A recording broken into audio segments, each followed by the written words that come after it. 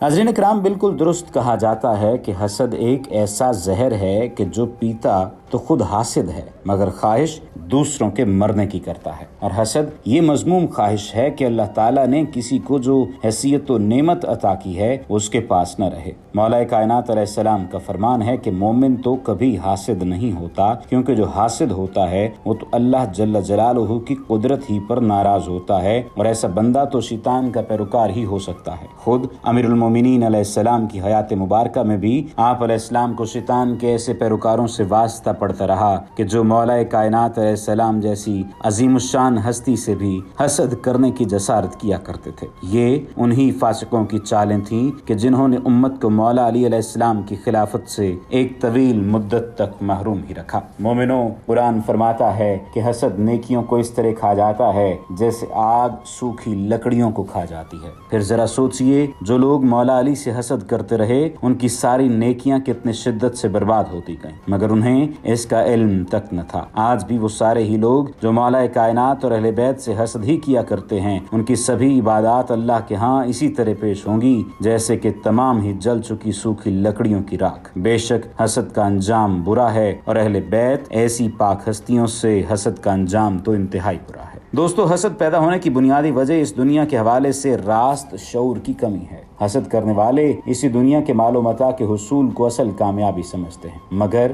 دین اسلام تو یہی سمجھاتا ہے کہ اس دنیا کی ثروت کوئی کامرانی نہیں بلکہ آزمائش ہے۔ اللہ کسی کو مالدار بنا کر اور کسی کو تنگ دست بنا کر آزمایا کرتا ہے، لیکن حسد کرنے والے یہ بات نہیں سمجھتے اور اپنی دنیا و آخرت خراب کرتے جاتے ہیں۔ پھر وہ حسد ہی تھا جس نے قابیل کے ہاتھوں حابیل کو قتل کروایا، جس نے حضرت یوسف کے بھائیوں کو اتنا سنگ دل بنا دیا کہ انہوں نے اپنے سب سے حسین و جمیل اور شریف النفس بھائی کو کنویں میں پھینک دیا۔ اور وہ حسد ہی تھا کہ جس نے آل رسول اللہ صلی اللہ علیہ وآلہ وسلم سے حق امامت چھین لیا۔ مومنوں، حسد ان معاشرتی برائیوں میں سے ایک بڑی برائی ہے کہ جو معاشرے کے امن و سکون کو تباہ کر دیتی ہے۔ حسد میں مبتلا بندہ سب سے پہلے تو خود اپنا ہی چین سکون برباد کرتا ہے، اور پھر دن رات اس کا برا سوچتا ہے کہ جس سے وہ حسد کیا کرتا ہے اس کی غیر موجودگی میں حاسد اس کے خلاف جھوٹا پروپیگنڈا کیا کرتا ہے تاکہ لوگ اس سے بدظن ہو جائیں، مگر ہوتا یہ ہے کہ لوگ اس حاسد ہی سے بدظن ہو جاتے ہیں اور اس سے نفرت کرنے لگتے ہیں۔ ناظرین کرام، قرآن پاک میں حاسد کے حسد سے بچنے کی تلقین بھی فرمائی گئی اور اس سے بچنے کی دعا بھی سکھائی گئی ہے۔ سورۃ الفلق میں ایک جگہ ارشاد باری تعالیٰ ہے، کہہ دو کہ میں صبح کے پروردگار کی پناہ مانگتا ہوں